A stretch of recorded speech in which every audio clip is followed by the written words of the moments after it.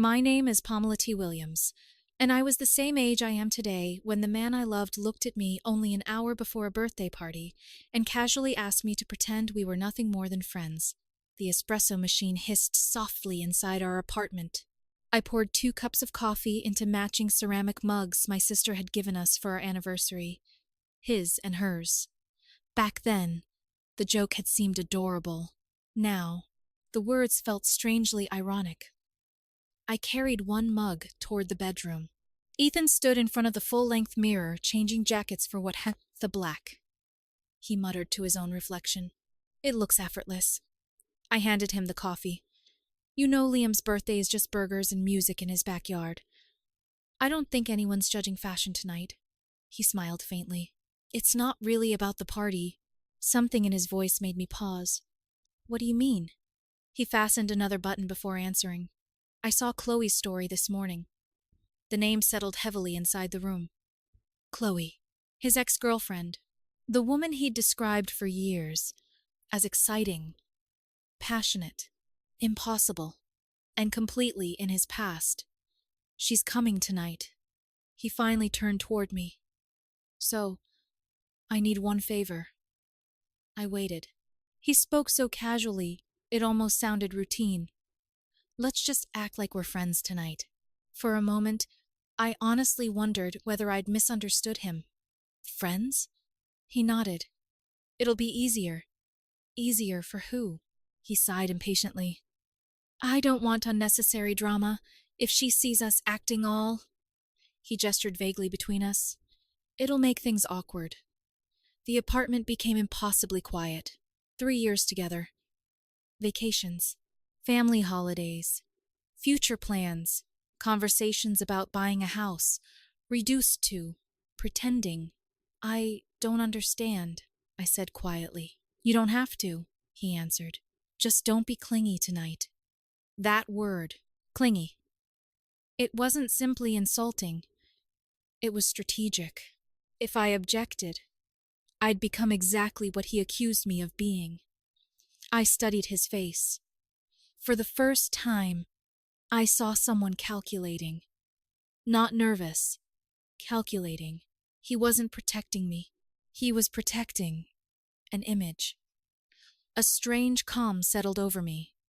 I fastened my watch. Okay. He smiled immediately. I knew you'd understand. He leaned over and kissed my cheek absent-mindedly. You're amazing. As he walked into the bathroom, I looked down at the 2 anniversary mugs. Mine still held warm coffee. His suddenly looked like something belonging to a stranger. A few minutes later, the doorbell rang. Maya, Ethan's longtime best friend. She greeted us cheerfully. You 2 ready? Neither of us answered the question the same way. The party was already crowded when we arrived. Music filled the backyard. People laughed around the grill. Liam hugged everyone enthusiastically. Within minutes, Ethan disappeared into the crowd. Not toward me, toward Chloe. She stood near the patio wearing a white summer dress. Beautiful, confident, completely unaware of the performance waiting for her. I watched Ethan drift casually into every conversation surrounding her, laughing a little louder, standing a little closer, trying very hard to appear effortlessly unavailable. The irony was painful, because he wasn't pretending to be single. He was pretending I didn't matter. Nearly an hour passed before Maya found me standing beside the drink table. You've barely moved. She smiled. You okay? I looked across the yard. Ethan was once again trying to capture Chloe's attention. She politely smiled, then immediately turned back to another conversation. He looked disappointed. Without thinking, I answered honestly, We're just friends now. Maya blinked. What? Ethan thought it would be less awkward. Silence. She stared at me for several seconds, then quietly shook her head. About time. I frowned. What? You deserve so much better than being someone's emotional backup plan. The words landed with surprising force, not because they hurt, because they sounded true. For the next several hours, Neither of us talked about Ethan anymore.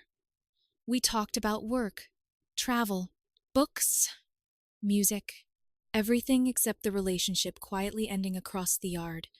For the first time in months, I laughed without pretending. Around midnight, Maya looked toward the driveway. I'm exhausted. I was about to leave. I smiled. I'll drive you. She nodded. I'd like that. As we pulled away from Liam's house, my headlights briefly illuminated the front porch. Ethan stood there, searching the parking area. Our eyes met for only a second. He saw me behind the wheel. He saw Maya beside me. He watched us disappear into the darkness. And somewhere in that brief moment, he finally realized that pretending we were just friends had quietly become the most expensive decision he'd ever made. Maya's apartment was only 15 minutes away. Neither of us rushed to get there. The drive itself became part of the conversation. The radio played quietly. Streetlights slid across the windshield in long golden streaks. For several minutes, neither of us spoke. Then Maya laughed softly. I've wanted to say something for almost a year. I glanced at her. About what? You. I raised an eyebrow. You always looked. She searched for the word. Careful. Like every sentence you spoke had already been approved by someone else. I smiled sadly. I never realized that. I did. She looked out the passenger window. You apologized, constantly, for things that weren't even your fault. The words settled heavily between us. By the time we reached my apartment, neither of us wanted the conversation to end. Coffee? I asked. She smiled. I'd like that. We talked until nearly 3 a.m. Not about Ethan. Not about Chloe. About ourselves. Childhood memories. Travel dreams. Books. Terrible first jobs. Family traditions. At some point, she curled up on my couch beneath a blanket. I quietly turned off the lights. For the first time in months, my apartment felt peaceful. Morning sunlight spilled across the kitchen floor. I was standing at the stove scrambling eggs when the doorbell rang. One sharp press, then another, then frantic pounding. Maya looked toward the door. I have a feeling. So do I. She answered calmly. She had borrowed one of my oversized t-shirts after spilling coffee on her blouse the night before. It hung loosely over a pair of athletic shorts. Completely innocent, completely ordinary. I walked toward the door. The knocking became louder. Pamela! It's me! I know you're home! I unlocked the door. Ethan stood outside looking exhausted. His carefully styled hair from the night before had disappeared beneath dark circles and obvious panic. The moment he saw me, relief flooded across his face. Thank God. He immediately tried stepping inside. I remained in the doorway. What happened? I asked calmly. His words spilled out all at once. It was a disaster. Chloe barely spoke to me. She spent the whole night talking to someone else. I don't know what I was thinking. I messed everything up. Then, his eyes drifted past my shoulder, into the apartment. Maya had quietly walked into the kitchen carrying her coffee mug, still wearing my shirt. Still completely unaware he'd noticed her. Ethan froze. His expression shifted from confusion to disbelief, then to anger. Maya? She calmly looked up. Morning, his voice cracked. What are you doing here? She answered honestly. Having breakfast. Silence. Then he looked at me. You brought her here? I folded my arms. Yes. His breathing became uneven. You planned this? I almost laughed. Planned what? To humiliate me. He pointed toward Maya. You slept with my best friend. Maya slowly placed her mug onto the counter. No, she answered quietly.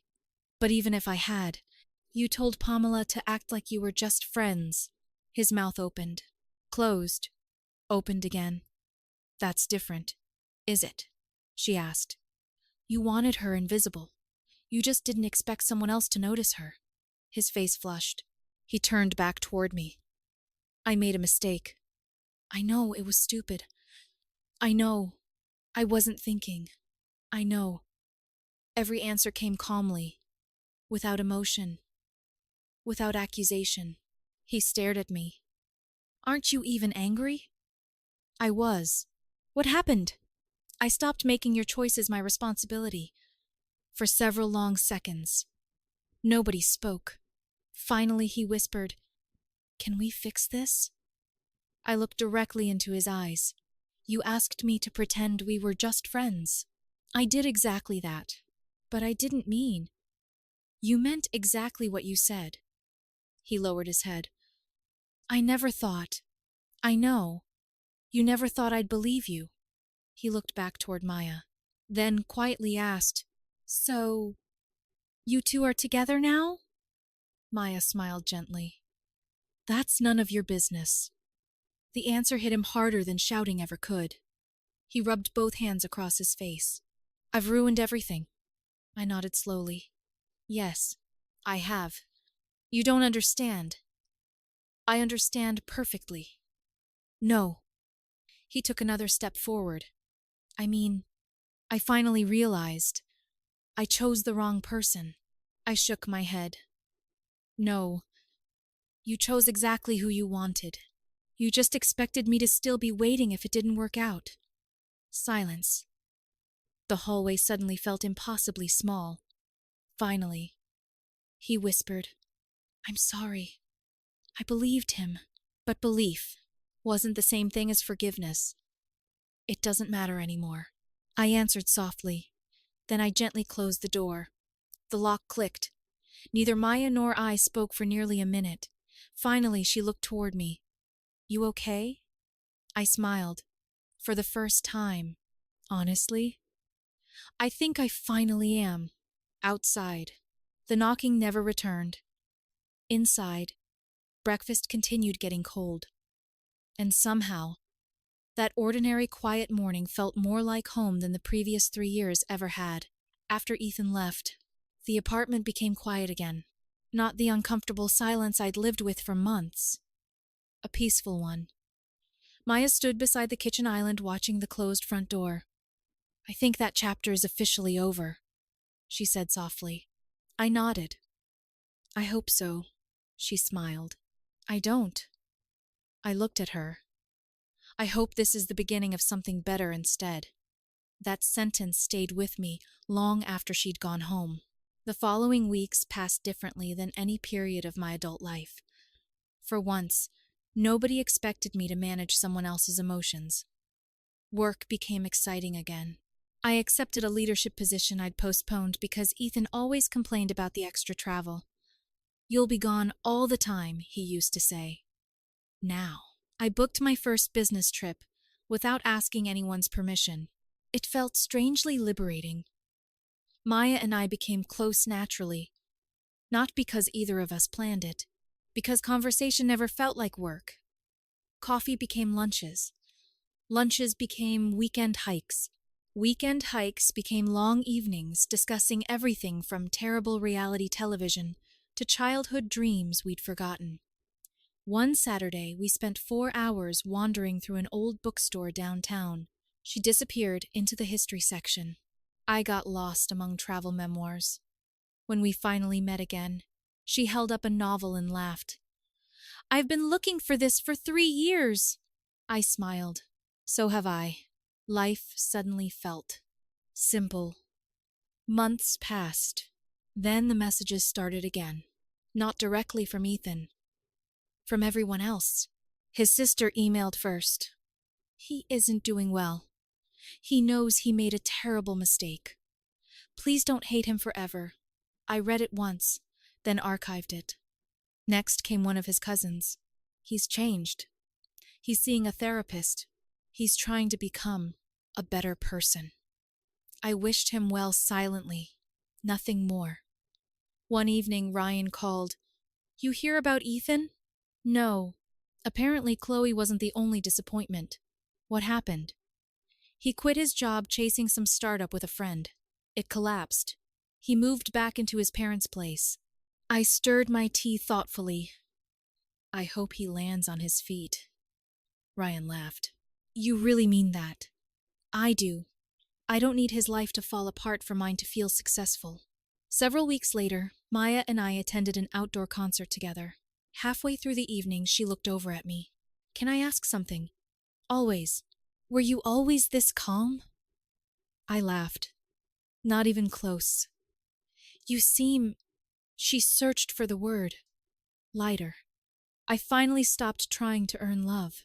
She reached over and gently squeezed my hand. You never should have had to. That simple gesture meant more than grand declarations ever could. Autumn arrived. Leaves covered the hiking trails we'd grown to love. One rainy afternoon, I received another unknown call. This time, I answered. Pamela.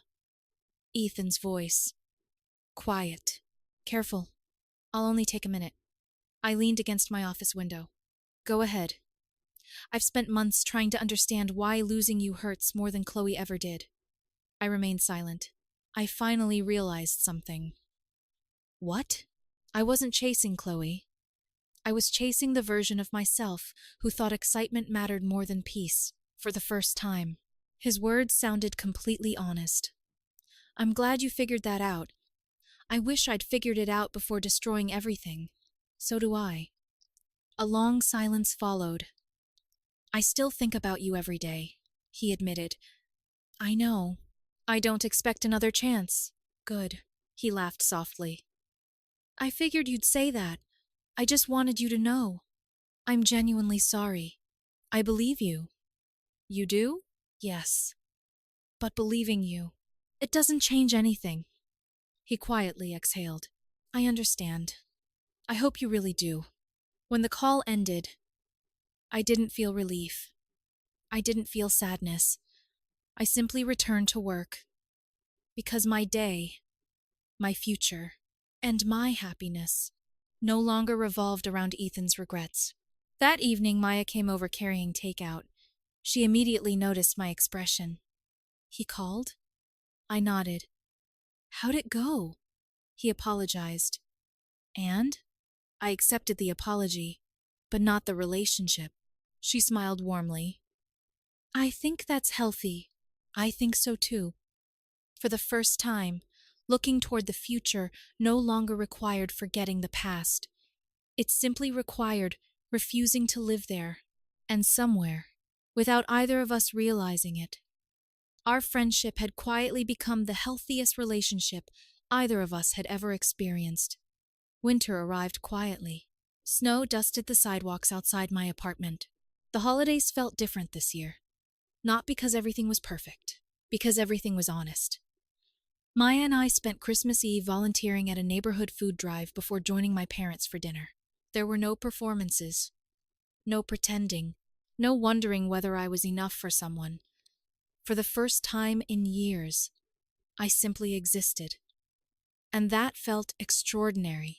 Several months later, life had settled into a rhythm I genuinely loved. Work challenged me. Weekend hikes became tradition. Maya and I still refused to rush whatever was growing between us. There were no labels, no pressure, only trust. One Friday afternoon while leaving the office, my phone buzzed. Unknown number. Again. I almost ignored it. Something told me to answer. Hello? Silence. Then, Pamela. Ethan. I know I promised I wouldn't call again. I did. So why are you? I need to see you. No. Please, I'll come to you. I already am. I frowned. What? I'm outside your building. I walked toward the lobby window. Across the street, he stood beside a bench, hands buried inside his coat, looking older than I remembered. Not physically, emotionally. I sighed. 5 minutes. Nothing more. We met in a small park beside my office. Neither of us sat down. The cold air made every breath visible. He spoke first. I've spent almost a year trying to understand what really happened. You told me. You asked me to pretend we were friends, I know. But that's not what ended us. I raised an eyebrow. It wasn't? He slowly shook his head. What ended us was that somewhere along the way, I stopped seeing you. I stopped appreciating everything you quietly carried. I only noticed you when you stopped. Those words finally reached the truth. I nodded once. Yes, he smiled sadly. I wish I'd understood before. I know. I've replayed that afternoon 1,000 times. So have I. He looked surprised. You have? I don't replay your words anymore. I replay the moment I realized I deserved better. He lowered his eyes. I was hoping. He hesitated. I don't know what I was hoping. I do, I answered gently. You were hoping I'd still be waiting. He didn't deny it. Instead, he laughed softly. I guess I was. I thought maybe enough time, enough apologies, would change something. They changed you, I replied. Not me. Silence stretched between us. Snow drifted lazily through the afternoon air. Finally he asked, Are you happy? I looked across the park. Maya stood several yards away near the coffee cart. She had finished a meeting nearby and quietly waited, without interrupting. She smiled when our eyes met. I smiled back, then turned toward Ethan.